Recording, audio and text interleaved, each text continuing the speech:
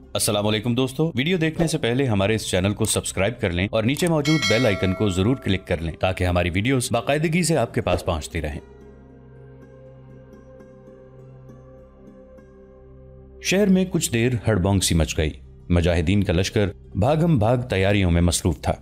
शहर के लोग अपना कीमती साजो सामान, सोना और अपनी नौजवान बेटियां इधर उधर छुपाने लगे।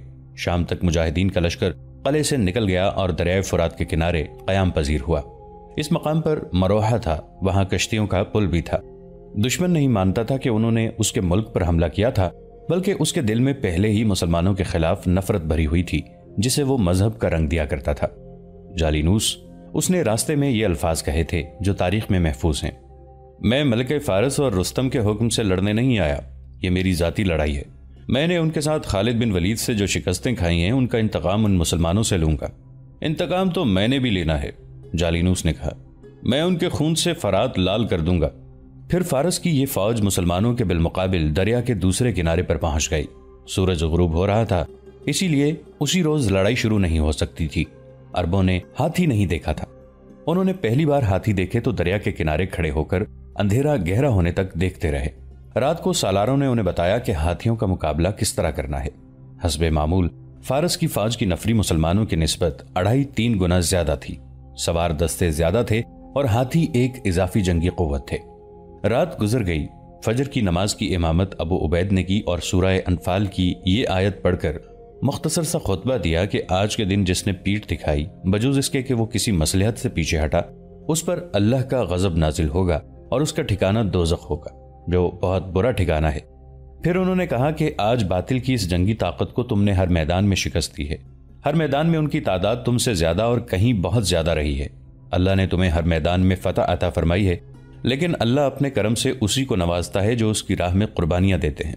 अब ऐसा ना हो कि हम शिकस्त की स्याही चेहरों पर मलकर मदीना जाएं। तुम्हारी अपनी बीवियां, अपनी बहनें और अपने बच्चे तुम्हारी सूरतें देखना गवारा नहीं करेंगे। इन हाथियों से ना डरना, इन चलती फिरती चट्टानों को उन्हीं के लहू में डुबो दो। सुबह की रोशनी जरा सफेद हुई तो दरिया के पार से फारसियों की ललकार सुनाई दे रही थी। अबू उबैद ने उस तरफ के किनारे पर खड़े होकर देखा। बहमन जादविया पुकार रहा था, क्या तुम दरिया पार करके इस तरफ आओगे या हम उधर आएं? बहमन जादविया बुलंद आवाज से पूछ रहा था। अबू उबैद ने इस ख्याल से कोई जवाब न दिया कि अपने सालारों से मशवरा करके जवाब देंगे। तुम अरब के बद्दू इस तरफ आने की जुर्रत ही नहीं कर सकते, बहमन जादविया ने तंजिया लहजे में कहा। तुम्हारे चेहरे बता रहे हैं कि तुम इधर आने से डर रहे हो। जालिनूस ने ताना दिया। हम आ रहे हैं, हम आ रहे हैं, अबू उबैद ने कहा और दरिया के किनारे से हट आए। खुदा की कसम, अबू उबैद ने अपने सालारों से कहा, मैं ये ताना बर्दाश्त नहीं कर सकता कि हम इन आतिश परस्तों से डरते हैं जिन्हें हम हर लड़ाई में शिकस्त दे चुके हैं। कश्तियों का पुल मौजूद है, लश्कर दरिया के पार जाकर लड़ेगा। तारीख उम्र फारूक आजम में अबू उबैद के ये अल्फाज तहरीर हैं। आतिश परस्त मौत पर हमसे ज्यादा दलेर नहीं है, दरिया हम ही अबूर करेंगे। अबू उबैद, मुसन्ना बिन हारिसा ने कहा, खुदा की कसम मुझे यकीन नहीं आ रहा कि तुम लश्कर को दरिया के पार ले जाकर लड़ाओगे। तुम्हें यकीन क्यों नहीं आ रहा इब्ने हारिसा? अबू उबैद ने कहा, उन्होंने हमें ललकारा है, हम दरिया के पार जा रहे हैं। क्या तुम देख नहीं रहे कि उनकी तादाद कितनी ज्यादा है? मुसन्ना बिन हारिसा ने कहा, वो हाथी भी लाए हैं, उनकी तैयारी देखो। हमें दरिया के पार नहीं जाना, उन्हें ललकारो कि वो इधर आए। मर्रख, तिबरी और बलाजरी ने लिखा है कि अबू उबैद बहमन जादविया और जालिनूस की ताना आमेज ललकार पर इस कदर मुश्ताइल हो गए थे कि वो मुसन्ना बिन हारिसा की किसी बात और किसी दलील को कबूल ही नहीं कर रहे थे। और ये भी देख अबू उबैद, सालार सुलैत रज़ियल्लाहु अन्हु बिन कैस ने कहा, हमारी तादाद मुश्किल से 9,000 है और उनकी तादाद देखो 25,000 तो होगी। मैदान के ज्यादा हिस्से में तो उन्होंने अपनी फौज को फैला दिया है और हाथियों को उन्होंने कल्ब में रखा है। उन्होंने हमारे 9,000 मुजाहिदीन के लिए जो जगह छोड़ी है काफी नहीं। हमारे सवारों के लिए घोड़े घुमा फिरा कर लड़ने के लिए ये जगह नाकाफी है। पीछे दरिया है, दाएं बाएं की जमीन कटी फटी है, खड्ड भी हैं, हमें पार नहीं जाना चाहिए। खुदा की कसम, अबू उबैद ने कहा, यह हमारी बुजदिली होगी कि हम पार न जाएं। मैं तुम्हें फिर कहता हूं, सुलैत रज़ियल्लाहु अन्हु बिन कैस ने जरा दुरुस्त लहजे में कहा, अपने इरादे से बाज आ जाओ, पछताओगे, तुम बुजदिल हो। अबू उबैद ने ज्यादा दुरुस्त लहजे में कहा, मैं अपनी जबान से नहीं फिरूंगा, मैंने उन्हें कह दिया है कि हम आ रहे हैं। खुदा की कसम, सुलैत रज़ियल्लाहु अन्हु बिन कैस ने कहा, मैं तुमसे ज्यादा दलेर हूं, मैंने अपनी राय दी है, तुम्हें खतरों से खबरदार कर दिया है। तुम सिपह सालार और हमारे अमीर हो, تمہاری اطاعت ہم پر فرض ہے، پھر تم میرا حکم مانو، ابو عبید نے کہا۔ محمد حسنین ہیکل نے اپنی کتاب عمر فاروق اعظم میں مختلف مورخوں کے حوالے سے یہ واقعہ تفصیل سے لکھا ہے۔ اس نے لکھا ہے کہ مثنی بن حارثہ پر خاموشی طاری ہو گئی۔ ابو عبید کو یاد نہ رہا کہ امیر المؤمنین حضرت عمر رضی اللہ عنہ نے ابو عبید کو مدینہ میں بوقت رخصت نصیحت کی تھی کہ کوئی فیصلہ جلد بازی میں نہ کرنا۔ تمہارے ساتھ رسول اللہ صلی اللہ علیہ وآلہ وسلم کے صحابی جا رہے ہیں، ان کے مشورے کے بغیر کوئی فیصلہ اور کوئی بڑی کارروائی نہ کرنا۔ سلیط رضی اللہ عنہ بن قیس کی رائے کو اہمیت دینا۔ حضرت عمر رضی اللہ عنہ جانتے تھے کہ مدینہ سے جو لشکر جا رہا ہے اس کا سپہ سالار مثنی بن حارثہ کو ہونا چاہیے یا سلیط رضی اللہ عنہ بن قیس کو۔ مثنی بن حارثہ کو اس لیے سپہ سالار ہونا چاہیے تھا کہ انہوں نے خالد بن ولید رضی اللہ عنہ کی قیادت میں فارس کی فوج کے خلاف کئی معرکے لڑے تھے، اس طرح وہ تجربہ کار اور جری سالار بن گئے تھے۔ سلیط رضی اللہ عنہ بن قیس کو اس لیے سپہ سالار ہونا چاہیے تھا کہ وہ صحابی تھے اور انہوں نے رسول اللہ صلی اللہ علیہ وآلہ وسلم کی قیادت میں کئی جنگیں لڑی تھیں، لیکن حضرت عمر رضی اللہ عنہ نے ابو عبید کو سپہ سالاری کا عہدہ صرف اس لیے دیا تھا کہ حضرت عمر رضی اللہ عنہ کے کہنے کے باوجود کوئی ایک بھی آدمی عراق کے محاذ پر جانے کے لیے تیار نہیں ہوا تھا۔ مثنی بن حارثہ کمک لینے کے لیے مدینہ آئے ہوئے تھے۔ انہوں نے لوگوں کو ایسا اشتعال دلایا کہ ابو عبید سب سے پہلے اٹھے اور کہا کہ وہ عراق کے محاذ پر جائیں گے۔ ان کے اٹھنے کی دیر تھی کہ وہاں بیٹھے ہوئے لوگوں نے محاذ پر جانے کے لیے اپنے نام پیش کیے اور دیکھتے ہی دیکھتے 1000 رضاکار عراق کے محاذ پر جانے کے لیے تیار ہو گئے۔ پہلے تفصیل سے بیان ہو چکا ہے کہ رضاکاروں کی تعداد کس طرح 4000 ہوئی اور جن محاذوں پر پہنچے تو رضاکار مجاہدین کی تعداد 10,000 تھی۔ یوں معلوم ہوتا تھا جیسے ابو عبید نے سب سے پہلے اپنے آپ کو پیش کر کے دروازہ کھول دیا تھا۔ مدینہ میں ہی جب امیر المؤمنین حضرت عمر رضی اللہ عنہ نے دیکھا تھا کہ ابو عبید کے پیچھے 1000 رضاکار تیار ہو گئے ہیں تو انہوں نے اس کا سہرا ابو عبید کے سر باندھا اور انہیں مجاہدین کے اس لشکر کا سپہ سالار بنا دیا تھا۔ ابو عبید صحابی نہیں تھے، پھر بھی حضرت عمر رضی اللہ عنہ نے انہیں اس لشکر کا سپہ سالار اور امیر مقرر کر دیا تھا، جس میں صحابہ کرام بھی تھے۔ حضرت عمر رضی اللہ عنہ کے اس فیصلے پر اعتراض ہوا تھا، جس کے جواب میں حضرت عمر رضی اللہ عنہ نے کہا تھا، خدا کی قسم میں کسی مدنی یا کسی صحابی کو سپہ سالار نہیں بناؤں گا۔ اللہ نے تمہیں سربلندی اس لیے عطا فرمائی ہے کہ تم نے دین کے دشمنوں کے سر کچلنے کے لیے ہمت اور شجاعت کے جوہر دکھائے تھے، مگر میں 3 دن سے دیکھ رہا ہوں کہ تمہارے چہروں پر بزدلی لکھی ہوئی تھی، تم دشمن کے سامنے جانے سے ڈر رہے تھے۔ تو کیا سالاری اور امارت کے لیے اس شخص نے برتری حاصل نہیں کر لی جو اپنے دین کی حفاظت اور فروغ کے لیے سب سے پہلے آگے آیا؟ خدا کی قسم اس لشکر کا امیر یہی شخص ہوگا۔ ابو عبید اٹھو، میں نے تمہیں اس لشکر کا امیر مقرر کیا جو مثنی بن حارثہ کے ساتھ جا رہا ہے۔ حضرت عمر رضی اللہ عنہ نے وہاں بیٹھے ہوئے 2 صحابہ کرام سعد رضی اللہ عنہ بن عبید اور سلیط رضی اللہ عنہ بن قیس سے کہا تھا، تم دونوں ابو عبید کے بعد بولے تھے کہ تم محاذ پر جاؤ گے، ابو عبید سے پہلے تم اٹھتے تو لشکر کے امیر تم ہوتے۔ پھر امیر المؤمنین حضرت عمر رضی اللہ عنہ نے ابو عبید کو واضح نصیحتیں کی اور ہدایت دی کہ جن کا لب لباب یہ تھا کہ انہیں جو رتبہ دیا گیا ہے اس کا غلط استعمال نہ کریں اور بغیر مشورے کے اپنا کوئی فیصلہ نہ ٹھونسیں، مگر ابو عبید امیر المؤمنین کی ہدایات کو ذہن سے صاف کر چکے تھے اور وہ اپنا ذاتی فیصلہ ٹھونس رہے تھے کہ ہم دریا کے پار جا کر لڑیں گے۔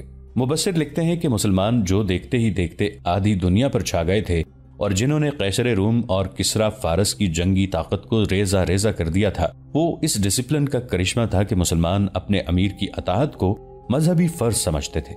امیر آمر نہیں ہوتے تھے، ان کا کوئی فیصلہ اور کوئی حکم ذاتی نوعیت کا نہیں ہوتا تھا۔ مثنی بن حارثہ، سلیط رضی اللہ عنہ بن قیس اور سعد رضی اللہ عنہ بن عبید نے ابو عبید کے فیصلے سے اختلاف کے باوجود ان کے حکم کی تعمیل کی اور اپنے اپنے دستوں کو کشتیوں کے پل سے دریا پار کرنے کا حکم دے دیا۔ علامہ شبلی نعمانی اور محمد حسنین ہیکل کچھ حوالے دے کر لکھتے ہیں کہ جس نے سب سے پہلے دریا عبور کیا وہ سلیط رضی اللہ عنہ بن قیس تھے۔ فارس کا لشکر جنگ کی ترتیب میں کھڑا تھا جیسے وہ کوئی حرکت کرے گا ہی نہیں، خاموش اور پرسکون۔ مجاہدین اپنے دشمن کو چپ چاپ کھڑا دیکھ کر کشتیوں کے پل سے دریا پار کرتے ہوئے آ گئے۔ انہیں اطمینان تھا کہ وہ دریا پار کر کے جنگی ترتیب میں آ جائیں گے تو لڑائی شروع ہوگی۔ یہ توقع بھی تھی کہ اس دور کے رواج کے مطابق ایک طرف کا سالار یا کوئی اور آدمی دوسری طرف کی فوج کو للکارے گا کہ اپنا کوئی آدمی انفرادی مارکے کے لیے نکالو، پھر اس مارکے کی ہار جیت کے بعد فوجوں کی جنگ شروع ہوگی۔ ابو عبید نے اپنے سالاروں کو بتا دیا تھا کہ کون کس پوزیشن میں ہوگا۔ انہوں نے اپنے لشکر کو میمنہ، میسرہ، قلب اور محفوظہ میں تقسیم کر دیا تھا۔ مجاہدین کے لشکر نے اس ترتیب کے مطابق دشمن کے سامنے جا کر کھڑا ہونا تھا۔ لشکر کشتیوں کے پل سے گزر گیا، آخری 2-4 مجاہدین بھی اس سرے پر پہنچ گئے۔ لشکر کے مختلف حصے ابھی اپنی اپنی جگہ پر پہنچے بھی نہیں تھے کہ بہمن جادویہ کے سوار دستوں نے دائیں اور بائیں سے حملہ کر دیا۔ ابو عبید کے لشکر کو سنبھلنے کا موقع ہی نہ ملا۔ مجاہدین اس اچانک اور غیر متوقع حملے کے لیے تیار ہی نہیں تھے۔ یہی دشمن کی چال تھی۔ ابو عبید بہمن جادویہ کے جال میں آ گئے تھے۔ مجاہدین ابھی ترتیب میں نہیں آئے تھے۔ فارسیوں کے اچانک حملے سے مجاہدین بے ترتیب ہجوم بن کے رہ گئے۔ فارسیوں کے نعرے، کاٹ دو ان عربیوں کو، فتح اجمیوں کی ہے، گھوڑے تلے کچل دو، فرات کو ان کے خون سے لال کر دو، پکارو اپنے اللہ اور اپنے رسول کو، بڑے ہی غسیلے اور تنزیہ نعرے تھے۔ ان میں کچھ نعرے بڑے توہین آمیز اور اشتعال انگیز تھے۔ ان نعروں نے مسلمانوں کی غیرت و حمیت کی کوئی ڈھکی چھپی رگ بیدار کر دی۔ حنیفہ دینیوی نے لکھا ہے کہ یہ لڑائی ماہ رمضان 13 ہجری میں لڑی گئی۔ لڑائی کی صورت یک طرفہ تھی۔ میدان آتش پرستوں کے ہاتھ میں تھا اور 25,000 کے لگ بھگ نفری کی فوج میں 9,000 مسلمان اپنی جانیں بچانے کے سوا کچھ بھی نہیں کر سکتے تھے، لیکن توہین آمیز نعروں نے ان کی روحانی قوتیں بیدار کر دیں اور وہ ایسے جوش اور ایسے حیران کن جذبے سے لڑنے لگے کہ ان کے قدم جم گئے۔ انہوں نے جوابی نعرے لگانے شروع کر دیے۔ آگ کے پجاری کسی میدان میں نہیں ٹھہر سکتے، یہاں بھی نہیں ٹھہریں گے۔ یہ بھکاریوں کی فوج ہے، یہ کرائے کے فوجی ہیں، یہ ایک عورت کی رعایا ہے۔ نعرہ تکبیر، اللہ اکبر۔ ان نعروں کا فائدہ خود مجاہدین کو یوں ہوا کہ ہر مجاہد کو پتہ چل گیا کہ اس کے ساتھی زندہ و بیدار ہیں اور ان کا جذبہ قائم ہے۔ فارسیوں کو احساس ہو گیا کہ ان مسلمانوں کے جذبے کو مارنا آسان کام نہیں۔ مجاہدین کے لیے یہ زندگی اور موت کا معرکہ تھا۔ انہیں یہ احساس آگ بگولا کر رہا تھا کہ وہ ہار گئے تو ان کی پہلی فتوحات پر پانی پھر جائے گا اور کسریٰ کی فوج پر ان کی جو دہشت طاری تھی وہ ختم ہو جائے گی، مگر مسلمان ایسی صورتحال میں پھنس گئے تھے کہ ان کے لیے پسپائی بھی ممکن نہیں رہی تھی۔ ایک نعرے نے ان میں جان ڈال دی، فتح یا موت۔ یہ ایک مجاہد کا نعرہ تھا جو ہر مجاہد کے سینے سے دھماکوں کی طرح نکلنے لگا۔ اب مسلمانوں کا قہر دیکھنے کے قابل تھا۔ وہ کلمہ طیبہ کے بلند ورد کے ساتھ دیوانگی کے عالم میں لڑنے لگے اور یہاں تک کامیابی حاصل کر لی کہ فارسیوں کا گھیرا توڑ دیا اور ترتیب میں آنے لگے۔ سالار بھی سپاہیوں کی طرح لڑ رہے تھے اور بکھرے ہوئے مجاہدین کو منظم کرنے کی بھی کوشش کر رہے تھے۔ بہمن جادویہ نے ہاتھیوں کو آگے کر دیا۔ ہاتھی سیاہ چٹانوں کی طرح دوڑتے آئے اور ان کے مقابلے میں گھڑ سوار مجاہدین آگے بڑھے، لیکن ہاتھیوں کے پہلوؤں سے لٹکتے ہوئے گھنٹے اتنی زور زور سے بجتے تھے کہ مجاہدین کے گھوڑے بدک بدک کر ادھر ادھر ہو جاتے، مگر ہاتھیوں کے قریب نہیں جاتے تھے۔ مورخوں نے لکھا ہے کہ فارس کے تیر اندازوں نے بدکے ہوئے گھوڑوں کے سواروں کو چن چن کر نشانہ بنایا۔ سوار تیزی سے شہید ہوتے چلے گئے۔ مسلمان پیچھے ہٹ کر ترتیب میں آ سکتے تھے، لیکن پیچھے دریا تھا۔ وہ دائیں بائیں پھیل سکتے تھے اور وہ پھیلنے کی کوشش بھی کر رہے تھے، لیکن فارسی انہیں پھیلنے نہیں دے رہے تھے۔ سالاروں نے دیکھا کہ گھوڑے سیاہ ہاتھیوں اور ان کے گھنٹوں کی ہیبت ناک آواز سے ڈر رہے ہیں اور پیادہ مجاہدین کا حوصلہ کمزور ہوتا جا رہا ہے۔ سالار اپنے مجاہدین کو للکار للکار کر آگے بڑھا رہے تھے۔ فارسیوں کے گھوڑے تو ہاتھیوں اور ان کے گھنٹوں کی آوازوں سے آشنا تھے، مسلمانوں کے گھوڑوں نے ہاتھی پہلی بار دیکھے تھے۔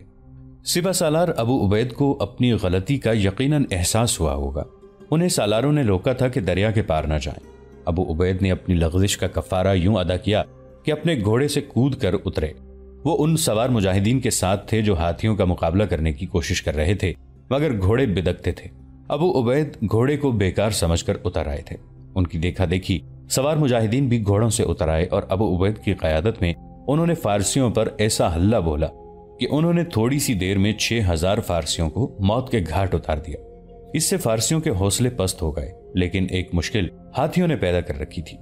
ان کے ہودوں میں تیر انداز بھی تھے اور پرچھی والے بھی، اور ہاتھی بجائے خود خطرناک تھے کہ مستی میں دوڑتے اور جو مجاہد سامنے آتا اسے سونڈ سے اٹھا کر اوپر کو اچھال دیتے یا اسے زور سے زمین پر پٹخ کر مار ڈالتے۔ ہاتھیوں کے سامنے نہ جاؤ، ابو عبید نے چلا چلا کر کہا۔ پہلوؤں کی طرف سے ہودوں کی رسیاں کاٹ دو۔ یہ مارکا کوئی معمولی مارکا نہ تھا۔ جن مسلمانوں نے آتش پرستوں کو ہر میدان میں شکست دی تھی، کسریٰ کی افواج پر دہشت بن کر غالب آ رہے تھے، اس روز وہ کسریٰ کے 2 جرنیلوں کے پھندے میں آ گئے تھے اور بری طرح کٹ کٹ کر گر رہے تھے۔ مورخوں نے اس لڑائی کو تفصیل سے بیان کیا ہے۔ وہ لکھتے ہیں کہ ابو عبید کی دیوانگی سے پتہ چلتا تھا کہ وہ اپنی غلطی کا کفارہ ادا کر رہے ہیں اور اپنی یقینی شکست کو فتح میں بدلنے کے لیے जान पर खेल रहे हैं। सवार मुजाहिदीन ने घोड़ों से उतरकर हाथियों पर हल्ला बोल दिया। हाथियों के हूदों से तीर भी आ रहे थे, बर्छियां भी। मुजाहिदीन उनसे बचने की कोशिश करते, बाज जख्मी हो जाते और इसी हालत में हाथियों के पहलुओं में जाकर तलवारों से हूदों की रस्सियां काट देते। हूद नीचे गिरता, उसके आदमियों को उल्टा गिराता। मुजाहिदीन उनके संभलने से पहले ही उन्हें काट डालते। मुजाहिदीन ने कई हाथियों को भी जख्मी किया। जिस हाथी का हूदा गिरता और जो हाथी जख्मी होता वो इधर उधर भागता दौड़ता। बगैर महावत के हाथी जिधर को मुंह आया दौड़ पड़े। उन्हें यह भी होश न रहा कि अपनी फौज को रौंद रहे हैं या दुश्मन को। उन्हें कंट्रोल करने वाला कोई था ही नहीं। उन्हें अपने पराई की पहचान न रही। जब महावत और जख्मी हाथियों ने बज़ाहिर लड़ाई का पांसा पलट दिया था, लेकिन मुसलमान जो तादाद में पहले ही थोड़े थे और ज्यादा थोड़े हो गए। इसके बावजूद वो बिखरे रहने की बजाय तरतीब में आ गए। उनकी थकन का यह आलम था कि अपने जिस्मों को बड़ी मुश्किल से घसीट रहे थे। विलियम स्कॉट लिखता है कि जिस नागुफ्ताबा सूरत हाल में अरब के मुसलमान फंस गए थे, अगर उनकी जगह फारसी या रूमी होते तो कभी के हथियार डाल चुके होते या पसपा हो जाते। मुजाहिदीन को सालारों ने तरतीब में करके अपने अंदाज के हमले शुरू कर दिए। कभी फारसी हमले की ताब न लाकर पीछे हट जाते और कभी मुजाहिदीन को पीछे हटना पड़ता। हाथी तो तकरीबन सारे के सारे मैदान से निकल गए थे, लेकिन एक सफेद हाथी जो जिसामत में आम हाथियों से बहुत बड़ा था, अभी मैदान जंग में मौजूद था और बुरी तरह चिंगाड़ता फिरता था। यह हाथी दूध की तरह सफेद नहीं था, बल्कि उसका रंग दूसरे हाथियों की निस्बत इतना हल्का था कि सफेद लगता था। उसका रंग सफेदी माइल था। अबू उबैद ने उस हाथी को खत्म करने का इरादा किया और उसके आगे चले गए। हाथी उनकी तरफ आया। अबू उबैद ने तलवार के एक ही वार से उसकी सूंड काट दी। हाथी भागा नहीं, वो अबू उबैद की तरफ कहरो गजब से बढ़ा, उन्हें टक्कर मारकर गिराया और अपना एक पांव अबू उबैद के ऊपर रखकर उन्हें कुचल दिया। सिपा सालार अबू उबैद शहीद हो गए। मोहम्मद हसनैन हैकल और अल्लामा शिबली नोमानी ने तिबरी, बलाजरी और दीगर मुस्तनद मौर्रिखों के हवाले से लिखा है कि अबू उबैद की तलवार का वार इतना जोरदार था कि सफेद हाथी की सूंड मस्तक से साफ कट गई थी। एक यूरोपी मौर्रिख लिखता है कि सूंड पूरी नहीं कटी थी, क्योंकि इस हाथी की जसामत ऐसी कवी हैकल थी कि सूंड एक वार से कट ही नहीं सकती थी। ये यकीन के साथ कहा जा सकता है कि सूंड आधी से ज्यादा कट गई थी। जख्मी शेर, चीता, हाथी और ऊंट इंतकाम जरूर लेते हैं। हाथी और ऊंट का कीना मशहूर है। फारस का ये हाथी तो था ही खूंखार। उसने अबू उबैद को पहले गिराया तो वो पीठ के बल गिरे और हाथी ने उनके सीने पर पांव रखकर अपने जिस्म का वजन डाला।